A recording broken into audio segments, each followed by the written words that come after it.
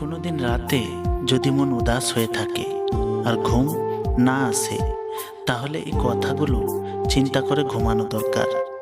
যেমন, থাকার জন্য মাথার উপর ছাদ আছে, পরার জন্য পরিষ্কার জামা কাপড় আছে, যেটা কোথাও ছেঁড়া ফাটা নেই বা কারো দেয়া পুরানো কাপড় নয়।